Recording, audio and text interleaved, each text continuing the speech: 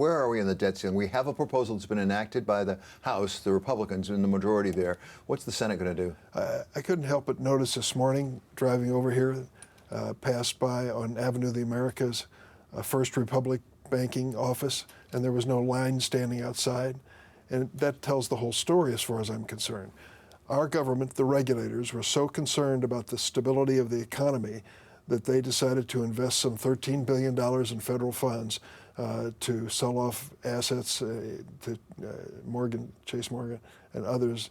But the bottom line is people felt confident that the people who made their deposits in business there were going to come out whole again. Now we have a question in Washington about a much larger undertaking, not $13 billion, but a $23 trillion economy, and whether our government is going to default on its debt for the first time in history. I mean, just consider the magnitude in comparison, what would happen to the economy and how destabilizing it would be.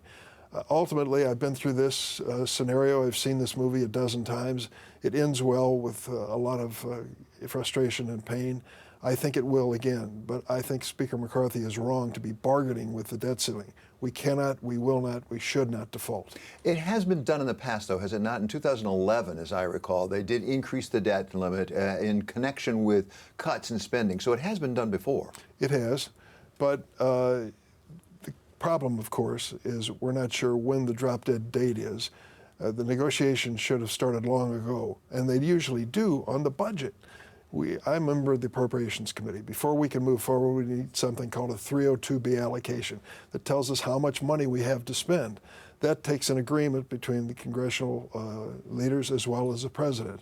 That should have taken place by now. But Speaker McCarthy is kind of waiting to the judgment day on the debt ceiling, and I think that's unfortunate. I think Speaker McCarthy would say the ball's in your court, so to speak. I mean, they've enacted something, they've passed something over on the House side. What's the Senate going to do in response? Are you just going to pass a bill that says basically, let's increase the debt ceiling and leave it at that? Well, it should be a clean bill. I agree with the president and Democratic leaders on that. We shouldn't be toying with this. There's too much at stake. Even the uncertainty of our actions can have an impact on the economy and its rebound and may force us into a recession.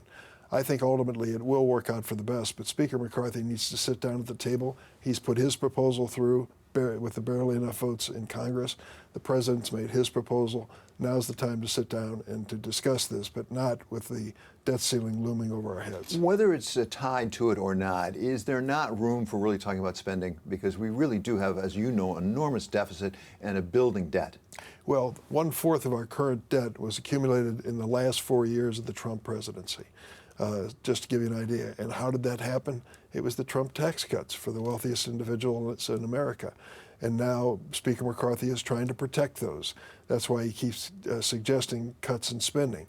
Some of the cuts are patently unreasonable. To think that we would remove 30,000 law enforcement and Border Patrol officials at this moment in our history, hard to imagine. The same party that just campaigned on don't defund the police is defunding the police with the McCarthy proposal.